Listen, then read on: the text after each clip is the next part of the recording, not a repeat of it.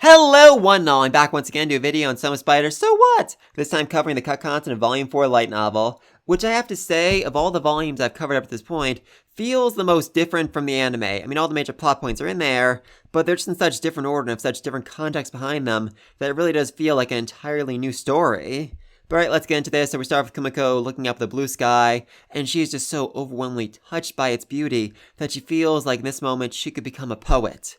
As she's walking away from a fortress she just destroyed. I mean, no, she didn't destroy the fortress, it just kind of fell apart on its own. And it's not like there are any witnesses left alive who can counter that story, so that's the truth now. Huzzah!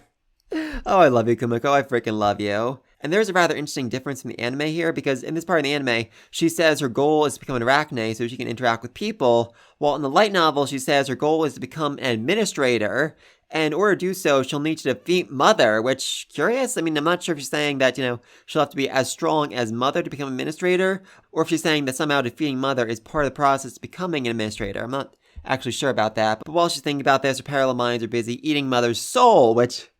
oh, that's dark. That is so freaking dark. And they've already managed to eat off a few of her legs, so yay! And because they have heresy nullification, Mother can't actually do anything about it. Heresy nullification prevents damage being done to souls, and they're basically just souls right now, so yeah, they're invincible. They're freaking invincible, and there's absolutely nothing Mother can do to stop them, other than destroying the main body, which makes them wonder why Mother isn't trying harder to destroy the main body. I mean, even the force she had sent, a little while ago, was comprised of 1 Arch Pterotact and 3 Greater Pterodactyls, and she has way, way more spiders than that, so what's the deal, Mom? What's the deal? And they realized the reason why Mother did that was because Mother's been watching Kumoko. Mother knows how she thinks and acts, and knows that if she sent too many spiders, Kumoko would just run away, teleport away. So she sent just enough spiders to give Kumoko a chance of winning, but not a guaranteed victory.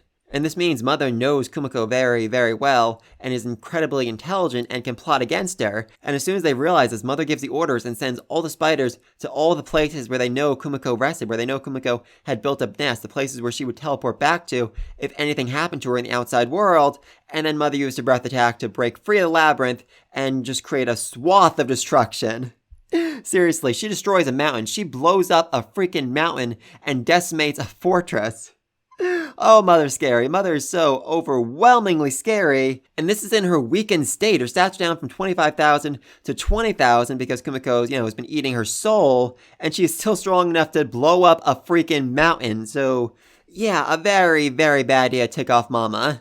Also, we love this line from light novel. Kumiko says, "This ain't some CG animation, it's reality and it's coming for me." Oh, that's just so utterly, utterly ironic given the CG animation was used to animate Mother. But in the end, she just barely manages to escape, losing 2 hind legs and a large chunk of her abdomen in the process. But she's back home. She's safe. Only to realize she's now surrounded by an army of spiders, including 5 Arch Pterodactyls and a puppet Pterodact, which is basically just a doll full of thread with a tiny spider in the middle controlling it. And all of its stats exceed 10,000, so it's twice as strong as the Earth Dragon Araba, and it has 6 arms, each of which is holding a sword, so yeah, that's bad. That's very, very, very bad. Though thankfully she realizes that spiders are weak to magic. I mean, kinda sorta weak to magic. Basically, every enemy she's fought up to this point, every big bad she's had to fight, has been a dragon, which has had worm scales, imperial scales, divine scales. One of the scales skills, which nullifies magic, or at least weakens magic, and has meant that for the most part her magic hasn't really been all that effective. But here against these spiders who don't have the scale skills, it is very, very effective. And when she combines that with her Jinx Evil Eye, which steals their MP, she's able to unleash a freaking barrage of it almost indefinitely, until she gets pinned by an arch, and then she realizes, oh, I'm about to die. But thankfully she realizes that there's a 50% chance that her Annihilating Evil Eye can kill the weakest of the Arch Pterodactyls. And there's a 50% chance that her Annihilating Evil Eye won't kill her as well. And there's a 50% chance that if she does kill the weakest of the Arch Pterodactyls, she'll gain enough experience to level up. So basically, there's a 1 in 8 chance of her not dying right here and actually managing to get out of this. And it works! Huzzah! She reaches level 30, though weirdly enough, this does not fully heal her. Apparently there's a limit to how much HP you can cover from leveling up, which, curious.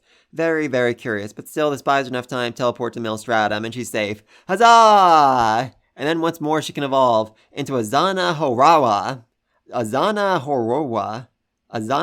Yeah, I can't pronounce that. I truly can't pronounce that. And she doesn't appraise it because it's the only option, the only one she can evolve into. Though we do get an info page on it a little bit later, though I really struggle to call this an info page, as all it really says is Zana is a monster with no confirmed sightings in recorded history, and there's no info about it. We think the Nightmare of the Labyrinth might have been one of these, but we can't really say for certain. So yeah, that's not a whole lot to work from. Though thanks to wisdom, she's able to find out that the species is on the same level as Mother, but Mother is currently level 89, so even if she does evolve into a Zana, that doesn't necessarily mean she'll, be on the same level as Mother. Also, weirdly enough, she doesn't fall asleep when she evolves this time, because when she bought the Sloth skill, it came with the title Ruler of Sloth, which included the skill Exhaustion Nullification, which cancels sleep attributed attacks and prevents negative effects of not sleeping, meaning that she never has to sleep again. She can stay awake 24/7 for the rest of her life, but she can also sleep when she wants to, which a very, very useful skill to have, seriously. But anyway, so she stayed awake and was actually able to feel her body being remodeled from the inside out, which wasn't really painful or unpleasant, but just weird. Very, very weird. And she hears the divine voice announcing all her skills leveled up, as well as the fact that she gained the skill Immortality, meaning she can no longer die inside the system, which... oh, that's a broken skill. That is such a broken skill, and it's supposed to be. I mean, seriously, the cost for the skill was literally 1,000,000 skill points.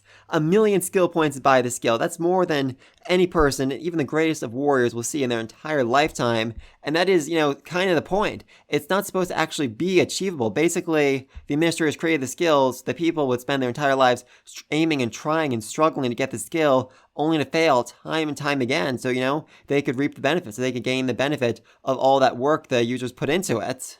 And even Kumoko's species, the Zana, is not supposed to exist in this world. Basically, a pre-evolution, the Zoa Ale, comes with rot attack, but does not have rot resistance, meaning that as soon as it uses the attack, it almost certainly dies. But Kumoko managed to gain rot resistance from the Foul Feeder title, as well as from trying to eat that nasty, nasty snail a while back. So therefore, she just lost her arm. And the next step in the evolution, the Edisane, comes with Annihilating Evil Eye, which, if you don't have rot resistance, that will kill you instantly. So it's basically a species that was designed to die very, very quickly, and none of them have lived long enough to evolve into this form. So Kumoko is literally a one-of-a-kind monster. Huzzah! She also gains the title Champion, which basically means the administrators have recognized her as being a champion. Huzzah! And the main effect of this title is to inflict fear on anyone who sees her, which... oh god, poor Kumoko. First it was the Fearbringer title, then the Intimidation skill, now the Champion title. She has basically become the embodiment of fear itself. But anyway, this title also comes with the skill Status Condition Resistance Level 1, which improves resistance to all status conditions, including exhaustion, poison, paralysis.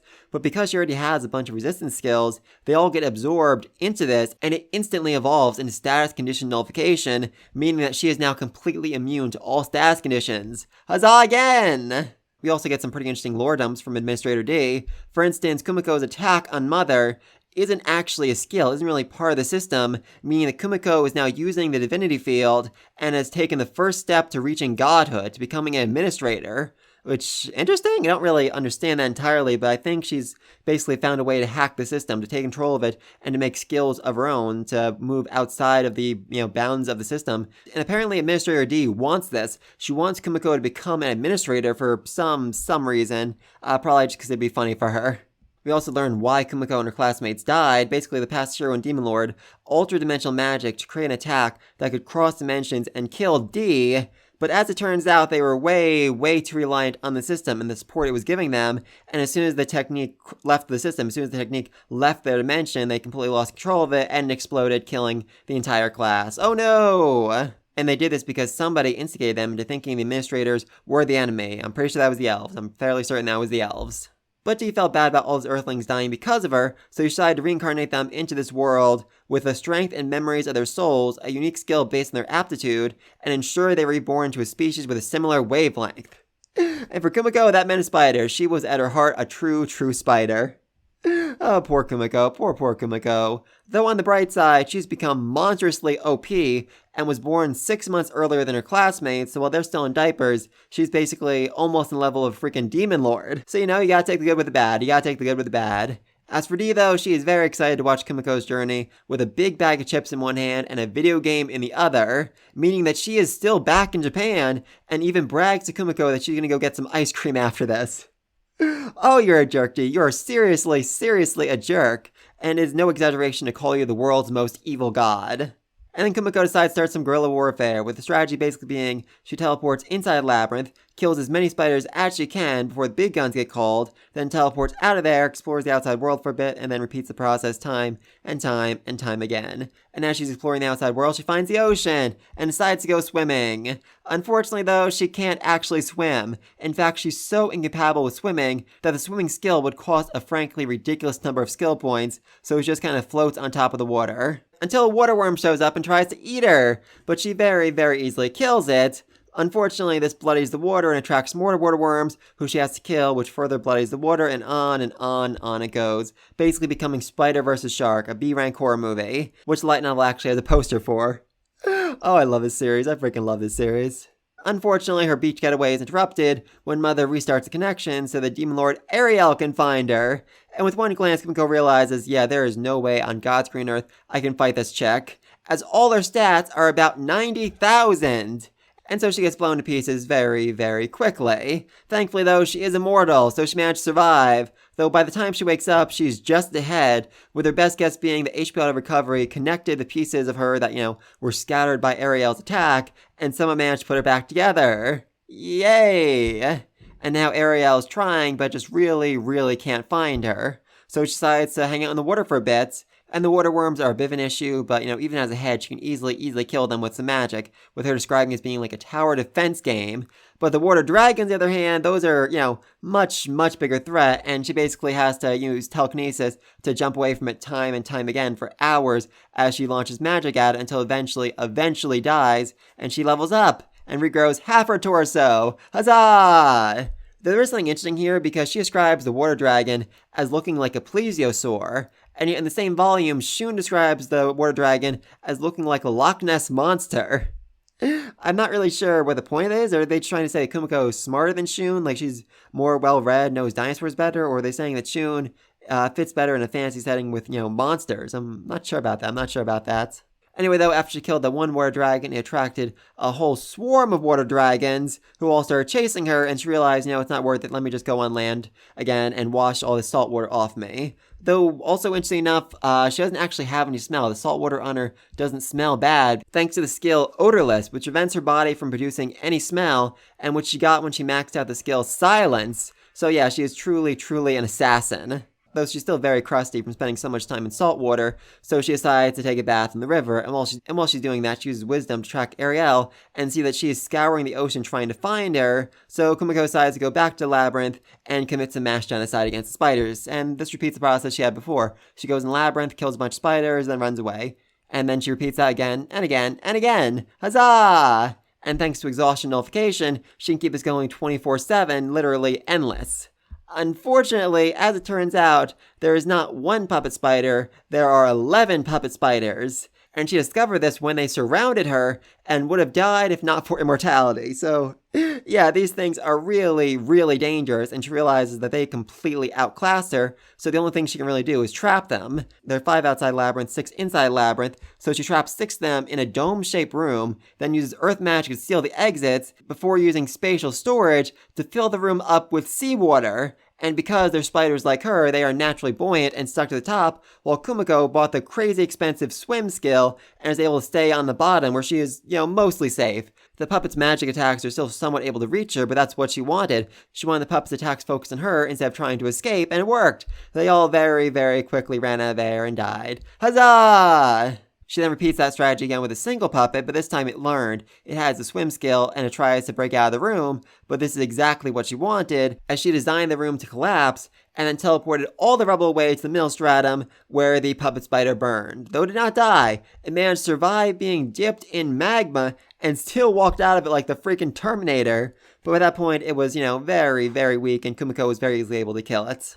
Which leaves the Demon Lord Ariel with 4 puppet spiders, all of whom stay very, very far away from the labyrinth, which allows Kumiko to go in and hunt down and murder every last Greater and Arch Pterodact. And finally, there's just Mother waiting down the bottom stratum. By this point, her stats are down to 6,000, 70% off, while Kumiko has managed to get herself up to level 24. Her magic skills are around 20,000, her speed's about 13,000, her SP is 4,500, her HP is 7,500, and her physical attack and defense is around 5,000. So, not a guaranteed victory, but she definitely has a very good chance of beating Mother here. Unfortunately, Mother is very, very clever, and a master of traps, and used her divine thread weaving to cover the floors, the walls, and the ceiling in thread that's the exact same color and texture as the cave, and then used her concealment skill to hide it. So yeah, bad, very, very bad, as Kumoko literally just walked into a giant nest, a giant trap. And just make things so much worse, Mother also has the skill Dragon Barrier, which basically means that spells can't be formed around her. So yeah, that's bad. That's very, very bad. And Kumoko is very, very close to death. And as she is, her life flashes before her eyes, or her new life as a spider. And she realizes it's mostly just her running away time and time and time again. And now she wants to die like a robin did. She wants to die with pride. So she wants to go down swinging, die a death so memorable that Mother will never forget her. Though thankfully at this point the parallel minds rejoin her, and she becomes completely and utterly broken and OP.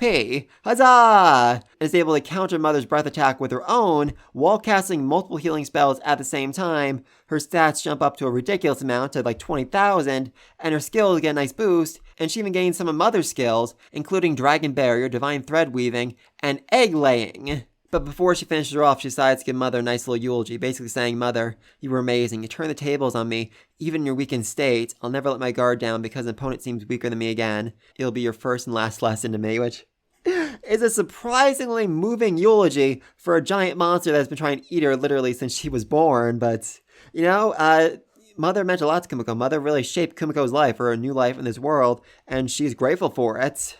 And thus, the most powerful creature in the Great Elbow Labyrinth breathes her last breath. Oh, so much drama there, so much drama there. Anyway, because Mother died, Kumoko lost her connection to the Spider Network, and because Brain moved out to attack Demon Lord Ariel, there's no way for him to come back anymore because Kumoko is no longer connected to Ariel through Mother, so that's bad. That's very, very bad for Ariel, and Kumoko decides the best thing she can do at this point is just keep running away from Ariel until Body Brain either kills her or she becomes strong enough to actually put her down. Whichever comes first. And then finally at the end of this volume, Kumoko comes across a carriage being attacked by robbers, and has a rather lengthy debate about whether or not to go in and save them, because she knows the people won't appreciate it, and will just try to kill her as soon as she kills the bandits. And she just casually mentions here that she ate the knights that burned down her home, and that the good-looking ones tasted better, which... Okay, Kumoko, you're getting a little scary here, But anyway, killing the bandits is very, very easy, and then she even ends up saving the butler because she is deeply touched that he fought back. They try to protect his master, despite the fact that he was not trained in combat. And then just as she's about to leave, the lady leaves the carriage and she's holding a baby with a species human vampire, the name Sophia Karen. And then finally, we get the Sophia introduction in the Kumoko timeline, and this is definitely interesting. I mean, this happened, way earlier in the anime, when Kumoko, was basically just first leaving a labyrinth. I mean, by this point in the light novel, it's been made very clear that she's childish, and a bit sociopathic, a bit sadistic, but now we finally get to see, who she is, how she became the person she is right now, what horrors she went through because of the elves, and I don't know, I'm just very curious about how this would change people's opinions of her. Very, very curious. But anyway, then we get the Shun timeline. Yay! And he decides to go to the elf village to stop Hugo. But before they leave, Miss Oka decides to tell Hirons and Anna that they are reincarnated, which... Yeah, that was really, really weird in the anime, that she waited until they were already in the elf village, that she waited until Shun and Kati already reunited with all the other reincarnators to tell Hirons and Anna that they were reincarnated, because... Seriously, those two must have been so utterly confused about all of this, but thankfully reincarnation as a concept exists in this world, and instead they are much more surprised to learn that Katya, Shun, Faye, and all of them came from a world without stats or levels, because that's just such a part of their world, a part of their common knowledge, that they can't really imagine a world without it. It'd be like if I told you I came from a world without sleep or food. You would have a very, very hard time imagining what such a world would even be like. Anyway, then she goes on to explain that the administrators created the system to make people fight, to make them go to war against one another. Even the hero and the demon lord exist for the sake of continuing the war between humans and demons. And the administrators want these people to become as strong as possible, because once they die, the administrators can steal the power for themselves. And this is the reason why the elves are keeping the reincarnators weak, to prevent the administrators from gaining any more power than they already have. And that's why the elves are trying so hard to stop the war between the humans and the demons. And even convince the previous hero and demon lord to join their side, which I guess means that the elves are the ones who convinced the previous hero and demon lord to try and kill Administrator D, which resulted in their entire class being killed. So technically the elves got Kumoko and her classmates killed, which... Interesting. Very, very interesting.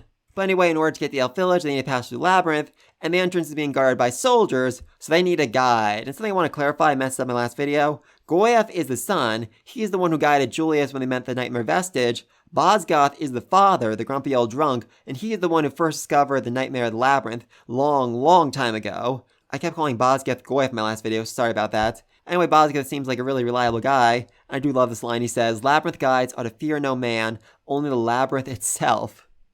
Oh, that's a good line. That's such a good line. And he really does seem like a strong, reliable person. And what's more, he's capable of eavesdropping on their telepathy, so Shun decides to trust him, to bring him along, let him be their guide as they travel through the labyrinth.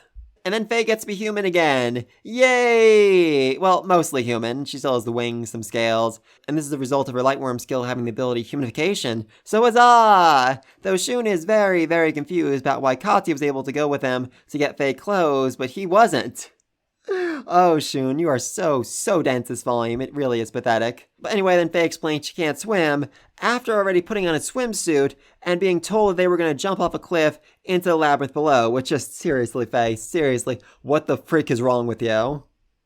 And it's not like anyone can just carry her because, as it turns out, in her human form, she weighs the same as she did as a dragon, so very heavy, and she's been using heavy magic to basically nullify the effects of it so she doesn't break any chair she sits in.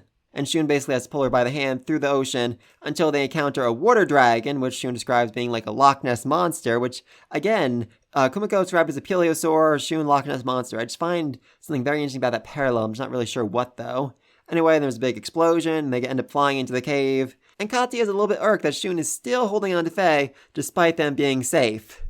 Oh, I love it. Though the light novel actually goes a step further, saying that everyone's swimsuits were suggestively torn, though Shun says it's not a problem for Miss Oka because she still has a childlike body, which... Wow, Shun, you are so lucky you didn't say that loud. You're so lucky you didn't say that loud. But anyway, then Shun has a crazy dream, the first of many crazy dreams he'll have inside the labyrinth, about a melting woman, which Bosgoth takes to be an ill omen, meaning the nightmare will appear because he doesn't actually think it's dead, even though everyone else thinks it is. And he's actually rather proud that he's the one that discovered it. Oh, that's some interesting pride right there, dude. That's some interesting pride right there. And we get a really important conversation between Shun and Bosgoth here, where Bosgoth basically says, dude, don't do the impossible, just stick with what you can do, and there's no shame in running away, which... Thank you for the love of freaking God and all that is holy. Seriously, somebody need to tell that Shun. Somebody need to tell Shun that just because he's a hero doesn't mean he can do everything. Just because he's a hero doesn't mean he's not allowed to run away, to say no to things. I mean, time and time again in the series, Shun has had the chance to run away, to say no, to realize it's not a fight worth fighting, and to just, try to survive to the next day, and he hasn't, and it's almost gotten everyone killed so very many times. For example, good old Anna, his maid, she asked to come along, and he said yes. He should have said no. He definitely should have said no. I mean, for one thing, Anna just has so many terrifying, traumatic memories of the elf village. For another, she's still recovering from the emotional trauma of being brainwashed by Hugo. And for a third, she is just so weak. I mean, she's strong by human standards, but... yeah, compared to the rest of his party, she's very weak, and they need to stop taking breaks and letting her rest, which is just really causing further psychological damage because she feels like a burden on this journey, so... yeah, oh god. It would have been so much better for her if she had stayed behind, if you just told her, if you just ordered her to stay behind Shun, but he didn't because, he felt like that would be the unheroic thing to do, so, yeah, bad, just so bad. And then Shun has another crazy dream, this time seeing Julia's fight against the Nightmare Vestige, as well as a girl who can only be described as being white. And then they come across an Earth Dragon, who Faye punches in the face.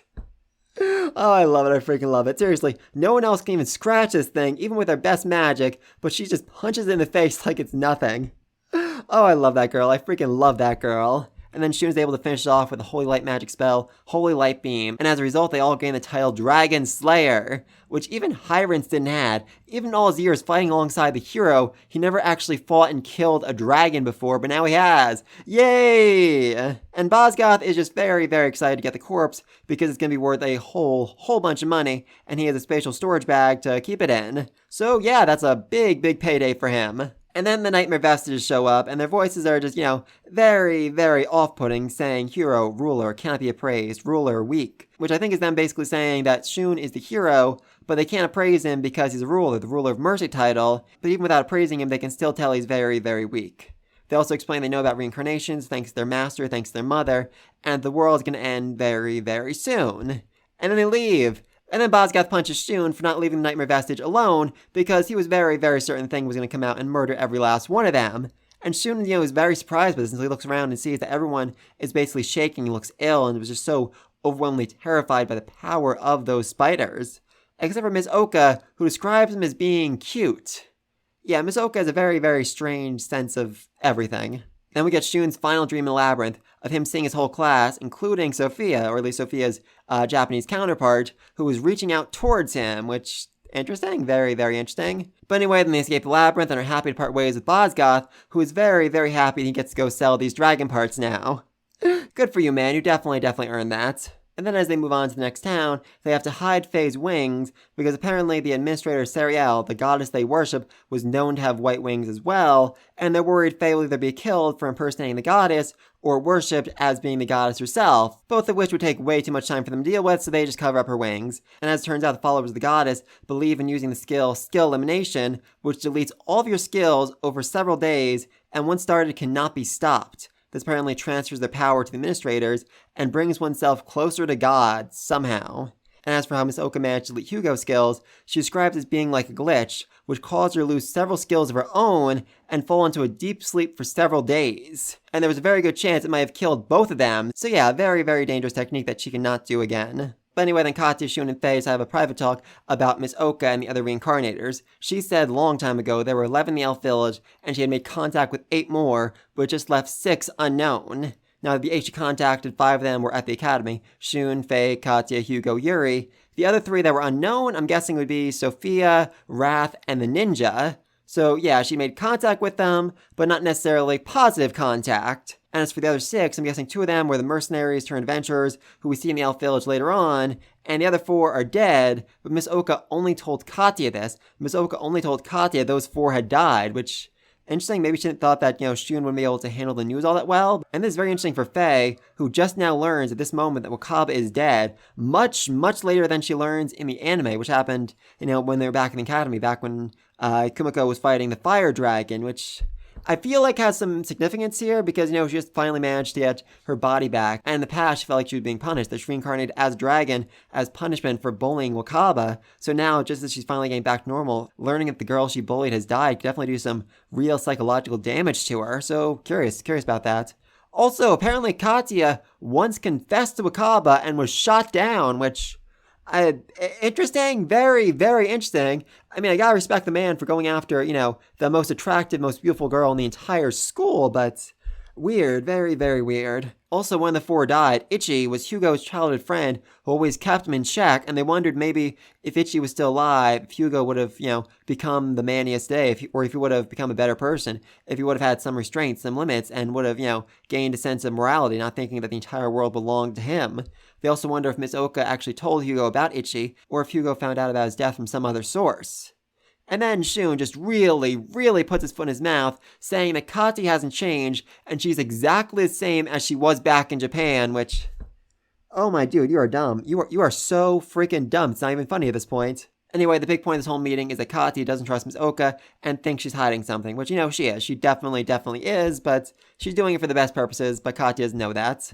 Anyway, then they finally manage to make their way into the elf village, and are immediately greeted with a whole bunch of swords pointing to their necks. And a weird detail here is that they're all talking in the elf language. Yeah, apparently there's an elf language, and Shun kind of speaks it. He took classes on it in school, but can't speak it well enough to actually interrupt, to actually say anything. I don't know, I just found that to be a very, very strange little detail in light novel. But then Potamus shows up. Yay, he's not dead. I wish he was dead. And when they ask him, how exactly he survived, his response is, there are many ways to avoid death, which, yeah, nice being vague and all, but your head was literally cut off. How did you survive that, dude? We want some serious answers here. Also, apparently Potamus knew they were coming, but decided not to tell the people guarding the teleportation portals for some reason. Maybe thought, it just wasn't worth mentioning. But anyway, as it turns out in the elf village, all the homes are formed from the carved roots of giant trees, and all the elves are looking at the humans with wariness and disgust. Yeah, I might have mentioned this before, but elves are super racist. Super, super racist. And the elf village is just so overwhelmingly massive that it would take an entire day of travel from one end to the other, which really raises the question, how exactly is there a barrier surrounding the entire village? A barrier strong enough to survive a direct attack from a queen pterodact. And Mizoka doesn't know. Mizoka really doesn't know, but apparently it's been around since the time of her grandfather's grandfather. And for the record, her grandfather is 500 years old. And that's definitely useful because the people of this world aren't great keepers of history. Apparently books are often destroyed in wars, and for some reason paper degrades incredibly quickly, meaning the only way they have to actually remember their histories is through oral stories, but those are kind of mixed in with fairy tales and myths, so no one's actually sure what happened in the past all that well, and I definitely think that's relevant. And then they all have their big class reunion. Huzzah! With there being 13 people here in the village, not 11 like Miss Oka said, because the two adventurers showed up. Apparently they were both born to families of mercenaries, were childhood friends, and then when their families were killed by demons, they became adventurers, which, feels like a typical fantasy life. And then as Shun's looking around all his classmates, he realizes, we are a really good-looking bunch. Like, seriously, we are definitely all above average. He even calls Katya stunningly beautiful, which... oh, dude, you're so dense, it's not even funny. But anyway, he realizes that the god that reincarnated them in this world wanted them all to be attractive, which, weird, so weird. But anyway, then he learns a story from everyone else. They were all sold/kidnapped, and when they first got to the village, the elves looked after them, the elves took care of them, and then over time, they just became less and less involved, and now they just function basically as surveillance and provide them with any supplies they might need. Shun also realizes his old friend Kyoya isn't in the elf village, and he isn't confirmed dead, meaning that he must be working with the administrators, and he wonders, when I eventually see him, when I eventually see you again, will you be a friend or foe? Oh, I love that, I freaking love that. And that's basically where the Shun storyline ends. Though we still have a few extra little chapters, which I am very excited to talk about. First off, we have another Demon Lord Council meeting. Though unlike last time, there are 3 empty seats because 3 of the generals died in the war. First among the dead is 1st Army General Commander Agner, who led a charge with their best demons against Fort Kusarion, humanity's most important fort, but even with all his skill and power, he wasn't able to capture it. And just as he was about to retreat, a Queen Terror Attack was summoned, who utterly destroyed both the human army and the demon army. And humans view this as an accident, they summoned a monster they couldn't control, those stupid demons. But really this was done entirely on purpose, because Agner was colluding with the elves, trying to stop the war, and profiting from selling contraband to the elves. And Ariel really didn't try to hide this. She wanted everyone to know that she knew that Agner was a traitor, and that she would not forgive traitors. Though this is a lesson that apparently was not learned all that well, as 2nd Army Commander Sanatoria, the succubus, is also now working with the elves, and is planning on betraying the Demon Lord. Dumb succubus.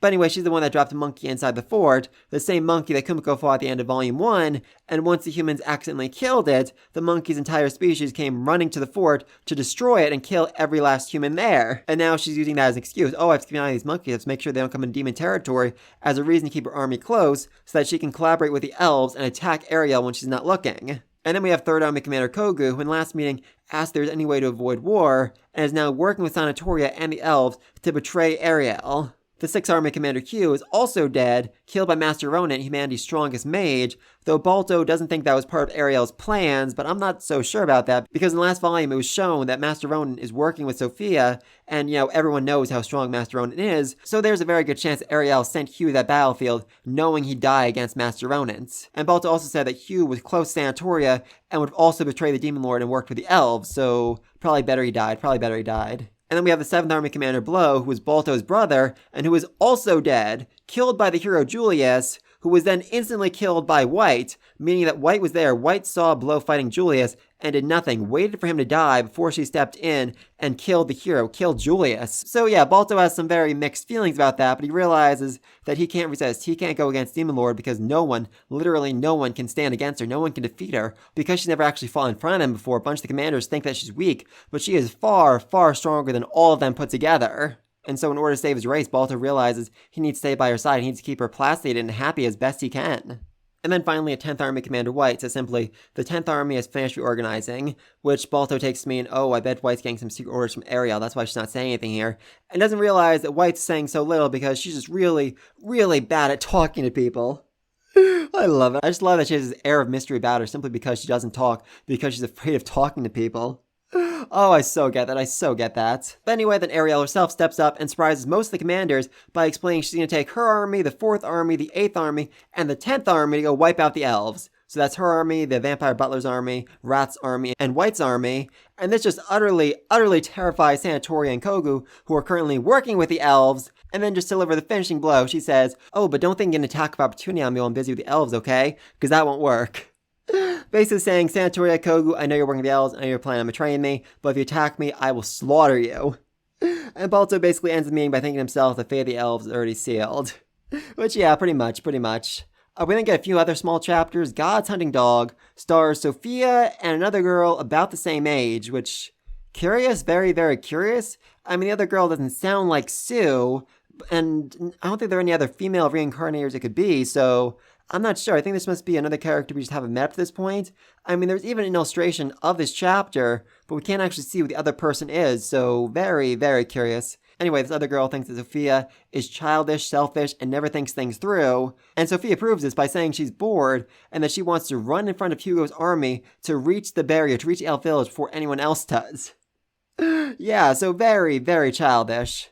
We also then get a mention of Sir Wald, who I think is just mentioned here for the very first time. Apparently he's at Hugo's side to keep him in check, to make sure he doesn't go against the Master's plan. And he's very embarrassed because when Shun escaped, he was hurt by Faye's attack. He was the only one hurt by Faye's attack. And this really hurt his pride because it happened in front of Sophia, who he has a crush on. So, oh, Sir Wald, I give you all the best in the world. I mean, seriously, dude, I'm really rooting for you. But Sophia seems like a very, very difficult girl to win over, to romance.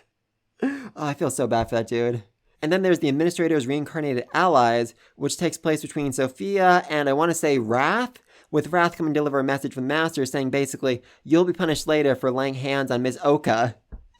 And Sophia's response to this is quite literally, I don't want to, la la la, I can't hear you. So yeah, she is seriously, seriously childish, but then they have a discussion about, the attack in the Elf Village, attacking Shun, the heroes, all that. And they say, don't forget, Master always tells us stats aren't everything, and to never underestimate an opponent that's weaker than us. So yeah, I'm pretty sure that's referring to Kumoko and the lesson she learned from Mother when Mother was able to turn tables on her despite the fact that, Mother's stats were so much lower and Mother was in a weakened state. And then the chapter ends with them basically saying the Elf Village will fall because Master is coming. Oh, so ominous, so ominous. And then the final chapter opens up with Ariel having a nightmare about a monster that revived itself after she killed it, which might be referring to Potamus, it might be referring to Kumoko, I'm actually not sure about that. And then she wakes up in her carriage on the way to the Elf Village, though calling it a carriage is a bit of a misnomer, as it's more of a basket on top of the back of an arch-pterodactyl, a dragon-class monster, which she prefers as her personal steed of choice, because that way none of her soldiers will bother her, because none of them are stupid enough to approach a dragon-class enemy. Oh, I love it. I freaking love it. I mean, that's really traveling in style. And she's also traveling with White, but because her eyes are closed, she has no idea whether she's awake or asleep. And she basically explains her plan is to have the Imperial Army attack first, and then attack with the Demon Army while they're busy, and then attack with the Queen Pterodactyl while they're busy fighting the other two armies. Basically a three-way pincer attack that will utterly and completely destroy the Elf Village, so that she can finally exterminate the elves and kill Potamus. Huzzah! Though she does have to promise White once again that she will not kill the reincarnators, so yeah, Shun, Katya, Faye, you have a much, much better chance of dealing with Demon Lord than you dealing with Potamus, because he straight up says in the next chapter that he doesn't care if the reincarnators live or die, and they've already served their purpose before ordering his troops to prepare all the Glorias. Dun dun dun!